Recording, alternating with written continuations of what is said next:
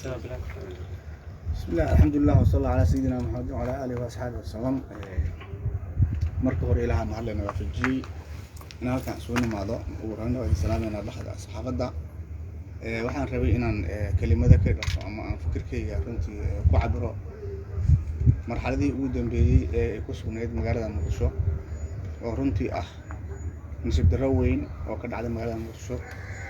waxaan ilaahay uga baryaynaa dadkii ku dhintay in ilaahay u naxariisto, inta ku dhimatay inta ku dhaawacantana ilaahay maaragtay oo caafimaad siiyo. intaas kadib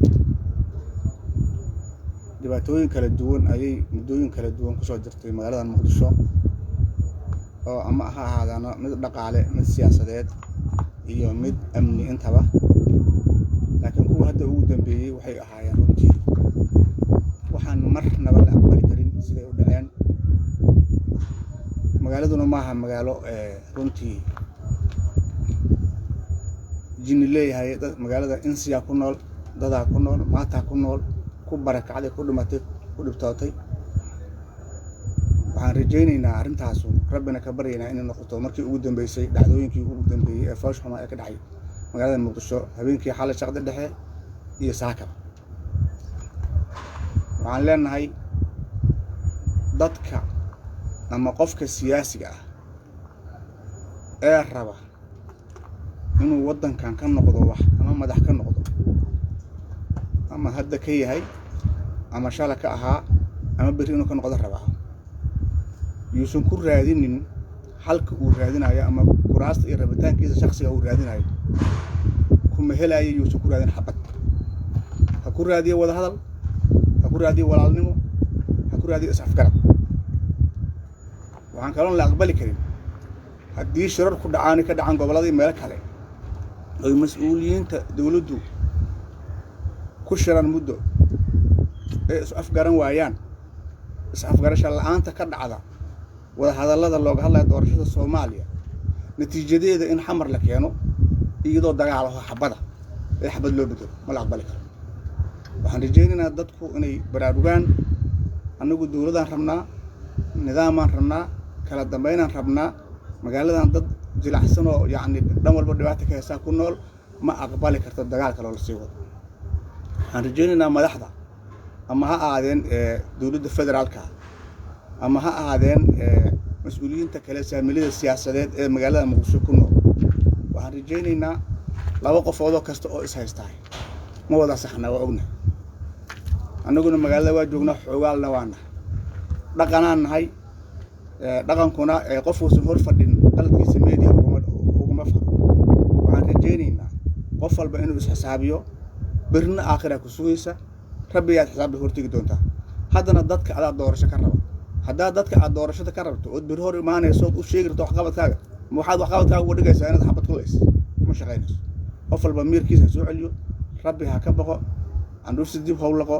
waxaan rajaynaynaa in uu shaqeeyo yacni garashada iyo miirka oo saas lagu soo celiyo walaalnimadii iyo wadahadalkii isfahamkii. halkaas waxaan rabaa qodobkaas inaan uga baxo dhacdooyinkii xala dhac.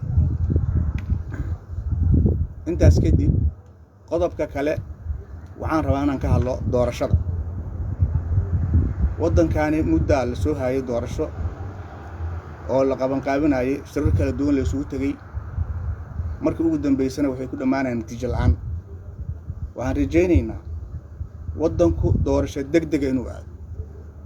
mas-uuliyiinta xilka gaarkuu ka saaran yahay ee shirkii 17 Sebtembar heshiiska ku gaaray iyo saamilada siyaasadeed ee dalka joogtahay, waxaan rajaynaynaa doorasho lagu heshiis lagu wada yahay in waddanka laga qabanqaabiyo. si gaara waxaan wada hadlaynaa mas-uuliyiinta dawladda federaalka oo madaxweyne ugu horreeyay iyo prime ministerka iyo mas-uuliyiinta maamulada gobollada oo iyagu ah cidda miiska wada hadallada ama heshiiska hore u gaartay haddana u balansan. waxaan rajaynaynaa waddanka sida uga dhaqsaha badan in doorasho loo geliyo oo aan lala daahin. xal kale oo waddankan lagu xalli karaa ma jiro, waa doorasho degdega waddanku inuu aado. qof kastaana ha ku kalsoonaato waxay doorashadaas ka hesho. doorashaduna ha noqoto mid loo siman yahay ama heshiis lagu wada yahay. cid kasta oo arrintaas qusayso ama Soomaali ha ahaato ama dadka Soomaaliya arrimaha dana beesha caalamka ha ahaatee waxaan rajaynaynaa inay gacan ka geystaan waan rajaynaynaa insha Allah idanka Ilaahay inay wanaag noogu dhamaato intaas kadib waxaan kaloon rabaa inaan wax ka iraahdo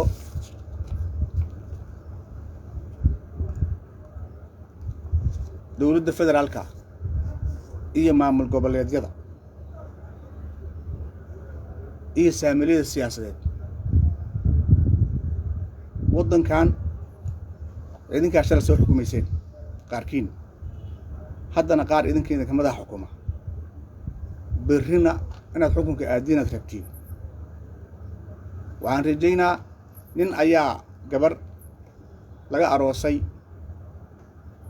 ninkii marka mar walba gabadhu waxay imaanaysay iyadoo caroonaysa aabihii muddo uu dul qaatay gabadha oo ninku xogaa ka soo caroonayso oo soo dilayay maalintii dambe wiilkii oo gabadha ka qabo u yeeray ku yiri adeer waxaan rabaa inaan tala ku siiyo wuxuu gabadhan adiga qabta aday ku dhaxda aday ku dhashaa qodobka uu horeeyay gabadha heeska dilnaan ku leeyahay in qodobkaas kugu filnaadaan jecel haddii qodobkaas kugu filnaa waayana mid labaadan kugu darac wuxuu adeer gabadha adna waa ku dhaxday anna waa dhalay shirkaan ku nahay hanaga dilin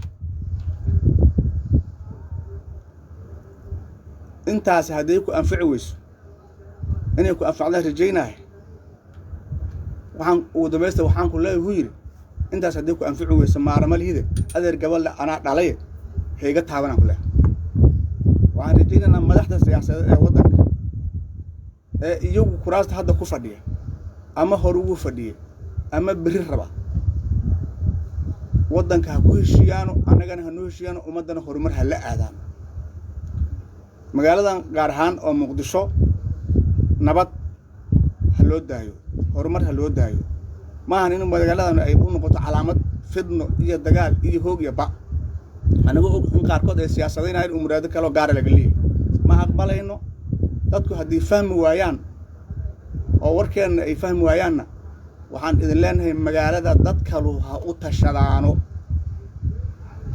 marka hore nidaamkan dhowrina dawladnimadan ilaalinayna sharafkan dhowrayna caasimadnimadan ilaalinayna in la fahmaan aan jecelnahay dawladana waa garab taaganahay siyaasiyiinta kale waa garab taaganahay dhamaantiin walaalahanatiin waa idin soo dhaweynaynaa laakiin waxaan idin leenahay magaalada Muqdisho يعني سيدي هذا كوسو جنتها يصير لعقبالي كرمهان وحلقة بدلو رجال أنا بفرت كفيق مينو ويس وده هذا مانتين ولا لا نهاي قرابان ها سوماليان هل كان وده توجنا وحن رجينا إن مرتي ومده وناق له رسالة وده هنا ومده سومالي الملك تيجوك تبع وحن هو باقينا وناق مدنمو إسعافس ملك صدق على كسر عندنا وحن رجينا إلا جوجيو عذر كأي مرتي دبعتنا الله نقاضه السلام عليكم ورحمة الله وبركاته.